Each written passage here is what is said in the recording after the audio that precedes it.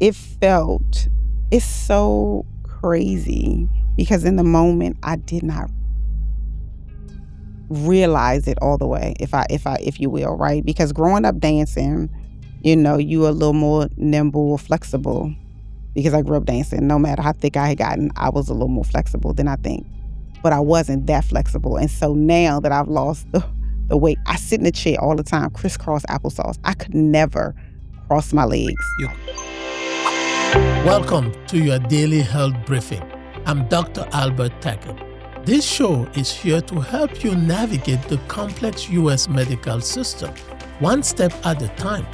Whether you are decoding a new diagnosis, fighting for a referral, or just trying to stay informed, you are in the right place. Let's get into the science. We often assume that someone who dresses well, laughs easily, and commands a room must also be doing well physically. Sometimes confidence can hide limitation. In this episode, Lisa Wiley explains how she continued to look and feel socially confident even as walking, movement, and daily activity were becoming harder. Even though you gained a lot of weight, it didn't all go in your butt. It went to It didn't places. round it the way I wanted to. So it went to places you didn't want it to go to. Yeah, I had really big legs, right? I had really big arms. I had a really big back. And so you would put a blazer on, it would, ravel in the back. And so it did. It went to all of these places. So now you had a new problem. Had a new problem. Oh, my gosh. I did. So how did that transition feel in your body when you went from shapely, womanly, the way you wanted, even though you had gained weight, to things just falling apart, and now you had a lot of excess weight, and it was not shapely, it wasn't in places you like, and now you were burdened with 100 pounds. How did that feel? Man, it felt lazy, right? I'll go places, drop me off at the door. No, I don't want to go outside and play. No, I don't want to go and do. But if I did have to go and do something, I would get up and I would dress the part. So when I lost the weight, so many of my friends and family were like, I know you were that big. I didn't see it because when I went out, I was confident. I learned how to dress my body in whatever size I was in.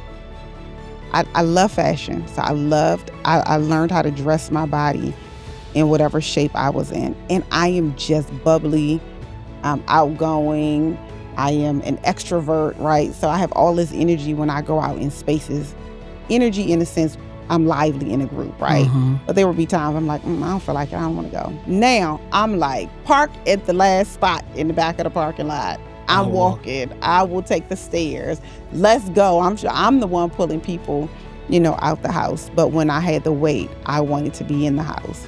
However, when I went out and I was ready. Now, let me ask you something. When you went out, when you were 100 pounds old and you went out, did you resort to the same tactics you used when you were skinny and lanky? Were you trying to distract people from you, from being mean, or from saying things about your weight? Was your bubbliness part of, was it a distraction? Was it a tactic? A preemptive strike? It was not a tactic the way that I knew it was when I was 16. Right, when I was younger and I was very skinny. It wasn't a tactic. This is just who I am, right? This is my personality. It was my nature. And I'm going to be honest, Dr. T, this weight loss was so fast, right?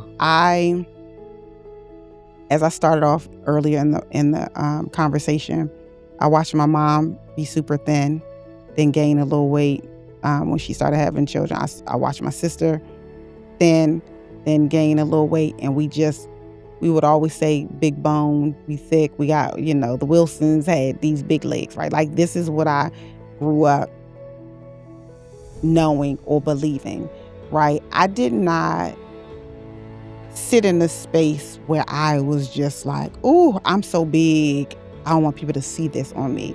This was the weight that it was just okay. It was okay. I did not realize I was as big as I was until I dropped my daughter off to college. But anybody else, is it because everybody else in your family was similar, had a similar size like you? They're all think big? so. I think we were thicker when my mom went through a transformation and she had lost some weight. My sister, we listen, I feel like we have the same story. My mom gained weight and then she had, as an older adult, lost weight, and she is pretty consistent now. I think my sister, we all went through the same thing. We gain weight, we lose weight. And I said it in one of my first interviews with you. I knew how to lose some weight, but it was never 100 pounds. I could take off 10 pounds. I could take off 20 pounds, and I would feel looser in my size 14. But I was an average 14 for years, right? From the college years until 2021 when I started losing weight. I was a 14. That's what I was. And for me, that was okay. This was Lisa. I was okay with that. It wasn't until COVID hit and I felt like I put an extra 30 pounds on. And then I could see it in my neck. My knees were hurting. I was uncomfortable. We were in Zoom, right? We were on Zoom calls now. I could see the double chin. Prior to COVID, I'm in an office. I wasn't looking at myself every single day in a camera. So I wasn't. So you were looking at yourself on the Zoom call and you were seeing a double chin. Yes. What was going through your mind? What is happening? What is going on? Turn at a different angle and don't see it. Then you try to hide it from yourself. How do you hide it from yourself? I don't know. You just turn your head so or I would wear a turtleneck. I love turtlenecks. I would wear a turtleneck and I would have the turtleneck come all the way up so I just wouldn't see the fat in my neck. Anything I needed to do to hide it or not see it, I feel like what do they call those people that you can clean up everything on the outside, but then if you open up the drawers, everything is in the drawers. As long as I couldn't see it, I was okay with it, right? So if I turned the angle, so if I was on a Zoom call and I turned and I could see it, I would turn straight, right? So the angle that I was looking at myself in the Zoom, I didn't see my double chin, then I was fine. But you're a very sophisticated woman. I mean, so I assume you would look at yourself in the mirror when you're wearing your makeup. I know. I did makeup every day. And it didn't bother you when you looked in the mirror? It didn't bother me until 2021. I think it had just gotten... Out of control? I think it had just gotten out of control. But if you went another additional 30 pounds, it means there wasn't a whole lot of difference where you were. And I say this because when I first met you, looking at if you had added 30 pounds to where you were when I first met you, it would not have been much different from before. So it was a difference between 70 pounds overweight and 100 pounds overweight. So I guess I'm wondering, why didn't the 70 pounds overweight bother you as much as the 100 pounds overweight?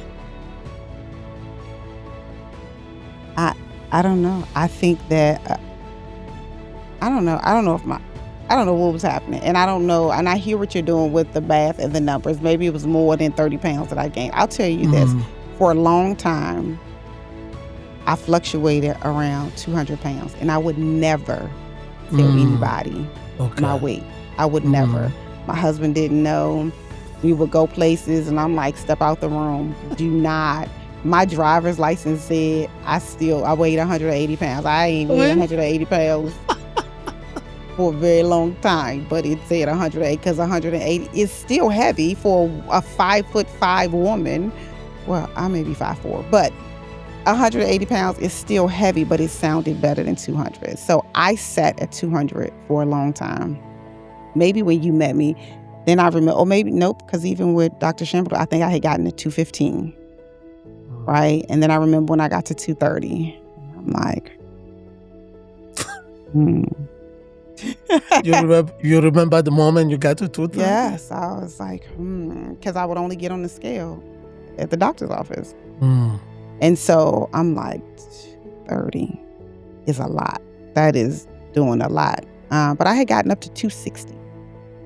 And that was the difference. Now, I remember the 260. You remember the 260? I think that's around when I first met you. I don't think so. Did you think you met me at when did you take over the practice? 2020. July 2020. Okay. I was somewhere between 240 and 260 because by 2021 I was 260. So how about physically? How did it feel being in the 260 pounds body? Because at that point, you're about 100 to 110 pounds overweight. How did it feel physically?